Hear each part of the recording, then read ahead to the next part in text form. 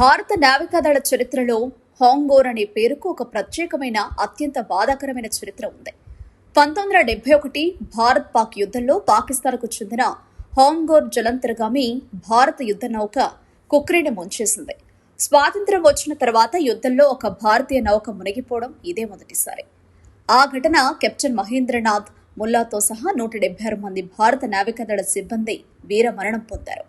నాటి యుద్ధంలో పాకిస్తాన్ ఘోర పరాజయాన్ని మూటగట్టుకుని బంగాళాఖాతంలో తన ఉనికిని పూర్తిగా కోల్పోయినప్పటికీ ఆనాటి స్మృతులకు ప్రతీకగా పాక్ తన సరికొత్త జలంతర్గామి విభాగానికి మళ్లీ హాంగోర్ అనే పేరుని పెట్టుకుని భారత్ను ఉద్దేశపూర్వకంగా రెచ్చగొట్టే ప్రయత్నం చేస్తోంది. ఈ యుద్ధం ముగిసిన 55 ఏళ్ల తర్వాత ఇప్పుడు మరో హాంగోర్ వార్తలో నిలిచింది. చైనాలో తయారైన పాకిస్తాన్ మొదటి అత్యాధునిక హాంగోర్ జలంతర్గామి గత ఏప్రిల్లో విధుల్లోకి చేరి గత వారం కరాచీ తీరానికి చేరుకుంది. ఈ రకానికి చెందిన మొత్తం 8 జలంతర్గాములను పాక్ నావికాదళంలో చేర్చుకుంది. ఈ చైనా నిర్మిత జలంతర్గాములు ఎయిర్ ఇండిపెండెంట్ ప్రొపల్షన్ సాంకేతికతతో పనిచేస్తాయి.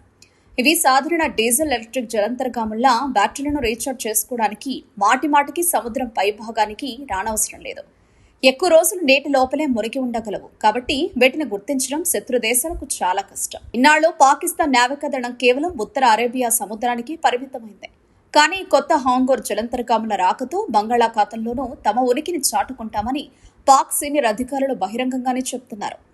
ఇటీవల శ్రీలంకలోని కొలంబో రేవుకు వచ్చిన పాక్ యుద్ధ నౌక వేదికగా అక్కడి అధికారులు మాట్లాడుతూ ఈ కొత్త జలంతర్గాములు తమకు బంగాళాఖాతంలో పట్టు సాధించేందుకు ఉపయోగపడతాయని, ఇది ఒక పెద్ద మార్పుకు శ్రీకారం చుడుతుందని వ్యాఖ్యానించారు. సాధారణంగా బంగాళాఖాతం భారత్కు అత్యంత వ్యూహాత్మక స్థావరం. విశాఖపట్నంలోని తూర్పు నావికాదళ కమాండ్, అండమాన్ నికోబార్ దీవులు ఇక్కడే ఉన్నాయి. పైగా భారత్ బంగ్లాదేశ్ మధ్య వాణిజ్యానికి ఇది ప్రధాన మార్గం. అంతర్జాతీయ చట్టాల ప్రకారం తీరం నుంచి 12 నాటికల మైళ్ల అవతల ఉన్న అంతర్జాతీయ జలాల్లో ఏ దేశ యుద్ధ నౌకలైనా తిరగొచ్చు. కానీ భారత్ తన సొంత ప్రాంతంగా భావించే బంగాళాఖాతంలోకి పాక్ జలంతర్గాములు రావడం భద్రతాపరంగా కొంత కలవరపరిచే విషయమే. పాకిస్తాన్ ఆసియాలకు బంగ్లాదేశ్లో మారిన రాజకీయ పరిస్థితులు మరింత ఊతాన్నిస్తున్నాయి. బంగ్లాదేశ్లో తాత్కాలిక ప్రభుత్వం వచ్చినప్పటి నుంచి ఆ దేశానికి పాకిస్తాన్ మధ్య సంబంధాలు అనూహ్యంగా పుంజుకున్నాయి. దశాబ్దాల తర్వాత కరాచీ, ఢాకా మధ్య నేరుగా విమాన సర్వీసులు, సముద్ర వాణిజ్యం ప్రారంభమయ్యాయి. గత 2 ఏళ్లలో ఇరు దేశాల మధ్య ద్వైపాక్షిక వాణిజ్యం భారీగా పెరిగింది. సైనిక పరంగానూ ఇరు దేశాలు దగ్గరవుతున్నాయి.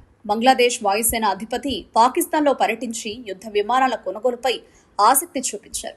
అంతేకాదు, ఇటీవల పాక్ యుద్ధ నౌక బంగ్లాదేశ్లోని నౌకాశ్రయాన్ని సందర్శించారు. 1971 తర్వాత ఒక పాక్ యుద్ధ నౌక బంగ్లాదేశ్కు రావడం ఇదే మొదటిసారి. వీరిద్దరి మధ్య రహస్య సమాచార మార్పిడి, ఉమ్మడి సైనిక విన్యాసాల కోసం రక్షణ ఒప్పందాలు కూడా జరుగుతున్నట్లు సమాచారం. బంగ్లాదేశ్తో పాక్ బంధం బలపడుతున్నప్పటికీ ప్రస్తుత బంగ్లాదేశ్ ప్రధానమంత్రి బాధ్యతలు స్వీకరించిన తర్వాత భారత్ బంగ్లాదేశ్ సంబంధాలలో కూడా కొత్త సాన్నిహిత్యం కనిపిస్తోంది. మరి 1971 నాటి పరిస్థితులతో పోలిస్తే నేటి భారత నావికాదళం ఎంతో శక్తివంతమైనది. భారత్ దగ్గర అణుశక్తితో నడిచే జలంతర్గాములు, 2 భారీ విమాన వాహక నౌకలు, అత్యాధునిక నిఘా వ్యవస్థలు ఉన్నాయి.